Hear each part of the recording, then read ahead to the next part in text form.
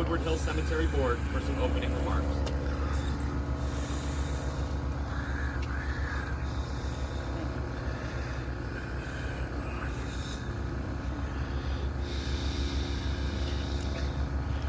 Good morning.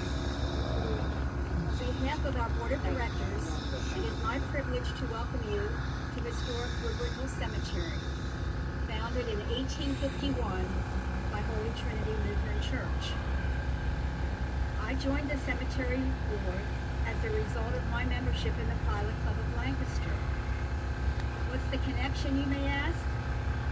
Well, from 1956 until 1960, the Pilot Club of Lancaster led a Pennsylvania statewide, elementary school-based Pennies for the President fundraising effort.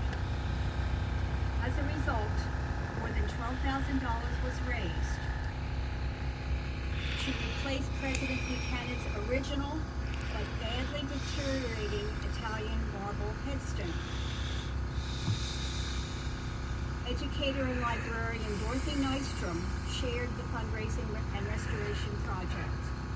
She died in April of 2000. President Buchanan's gravesite was re-landscaped in Dorothy's memory through a bequest that she left to the Pilot Club. It is now my privilege to invite our current president, Kelly Osborne, to come forward to make a presentation to our board treasurer, Ken Norman. Kelly and Ken. Good morning, everyone. Good morning.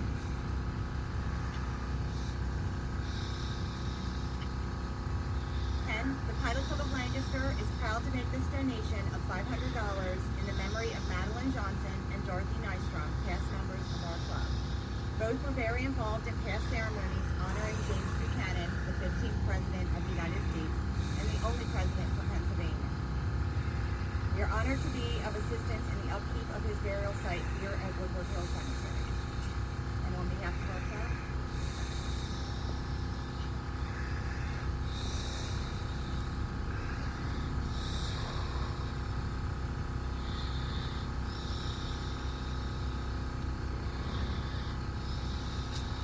Thank you.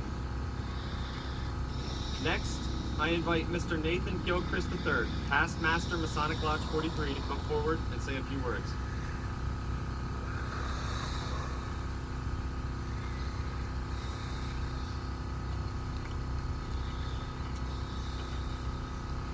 Good morning, everyone. Along with my Masonic brothers, it is a pleasure to be with you this morning. Each year, it's been our privilege to share highlights of Masonic history of our Masonic brother and 15th President of the United States, James Buchanan. Today, I would like to present the Masonic influence that was present with the passing of our brother James Buchanan and the funeral that took place here at Woodward Hill Cemetery. At the time of his passing, he was only the 5th former president who had been a member of the Masonic fraternity. Today, there are now 15 former presidents who have been members in the Masonic Lodge. Lodge 43 remains proud of the privilege we have in being one of those lodges, and we embrace every opportunity to celebrate his legacy. Today, briefly, as we honor his memory here at Woodward Hill Cemetery, I would like to present several historic highlights of his funeral service and Masonic involvement at that time. The arrangements for the viewing were arranged at his home at Wheatland, an opportunity provided for all the family, dignitaries, and honored guests. The Masonic fraternity was the only organization invited to pay their final respects to our deceased brother at the viewing. The funeral procession here at Woodward Hill Cemetery was indeed an historic event in many ways, and with Masonic involvement very apparent. A Mason was appointed Chief Marshal and led the entire funeral procession.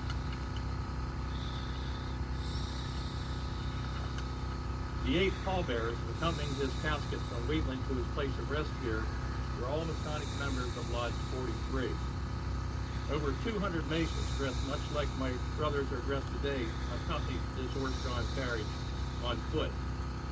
The funeral procession is said to have extended over 2 miles in length, consisting of 125 horse-drawn carriages and 4,000 mourners walking in the procession.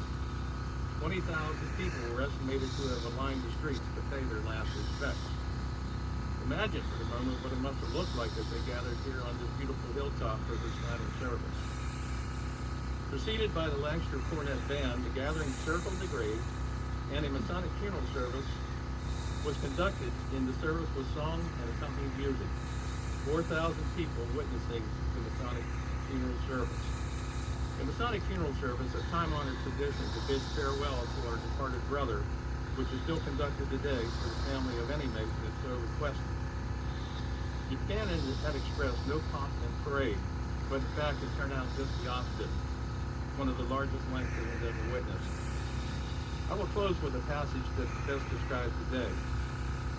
When the procession arrived, to the thud of muffled drums and a long plaintive peal of trumpets, those persons who constituted the advance body, firemen, beneficial associations, etc., formed in line on either side of the turnpike, while the masons, lawyers, and the numerous carriages and guests filed through them. It was a scene, solemn and yet imposing. Interest, the music stirring the foliage and silencing the birds among the trees, until at last, the hearse moving among them all, brought the President of the United States to his last palace, and he shall be laid away. Ladies and gentlemen, my Masonic brothers and I again thank you for the honor of being here.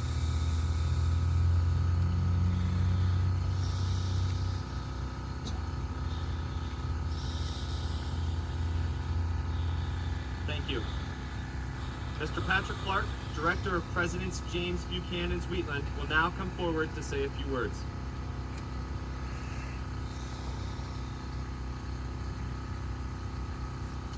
Thank you. Good morning. Thank you all for coming out. Just a couple of words of welcome. I think President Buchanan would be amazed that every year a group of us gather to honor his memory. He made Lancaster his home back after he graduated from Dickinson College in 1809. I think he would be, back then, kind of puzzled whether or not he would still be here. But he entered politics after starting a law practice and serving as the first prosecutor up in the new county of Lebanon. So thank you all again. Make sure you come out and visit Wheatland. You can explore his personal as well as his public life.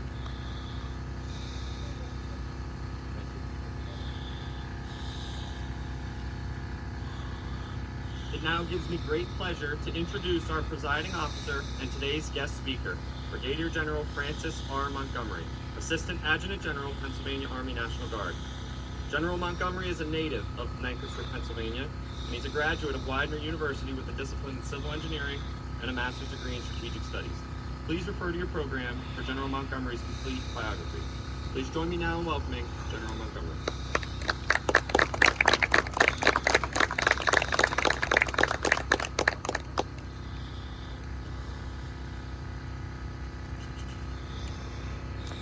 Thank you for the warm introduction.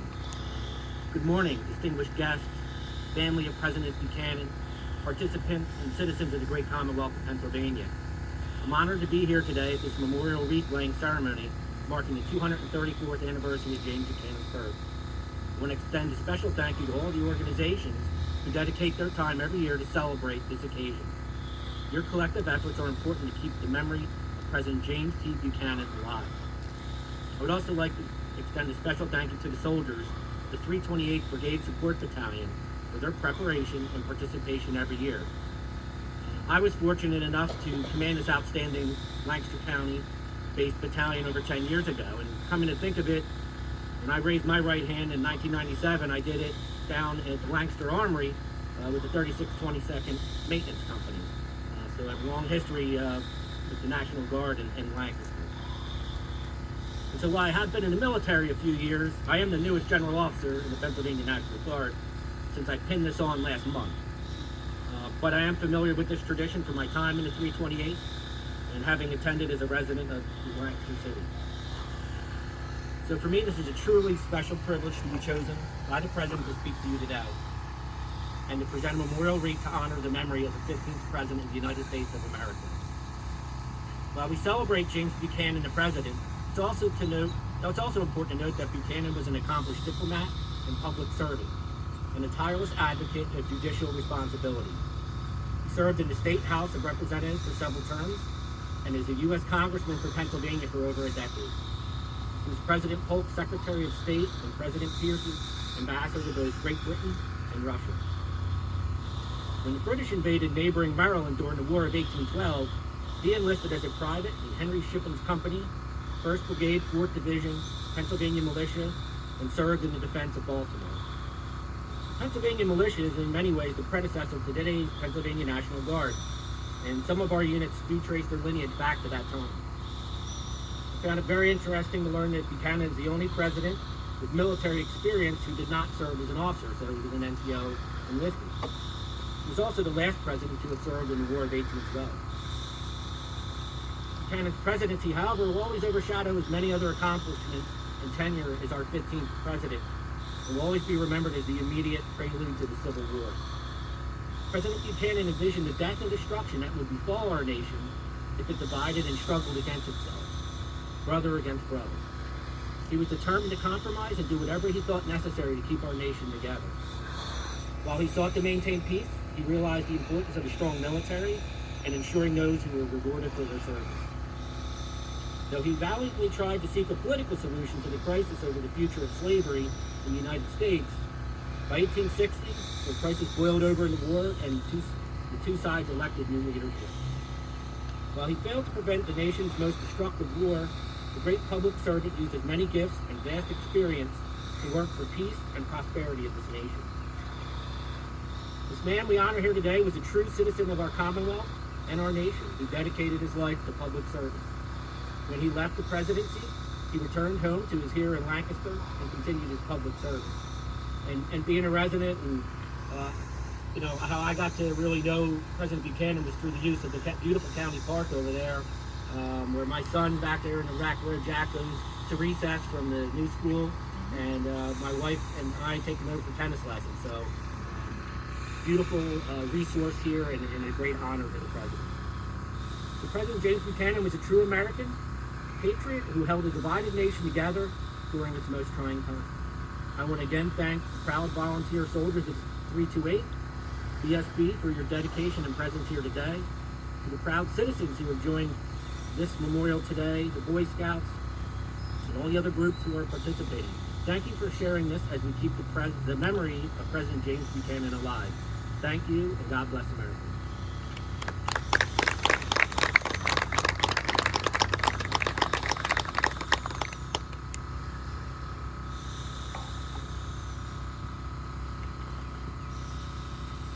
Thank you, General Montgomery.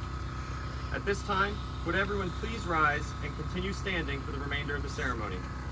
I now ask that Mr. Pat Clark please come forward and join General Montgomery in placing the wreath in front of the gravesite.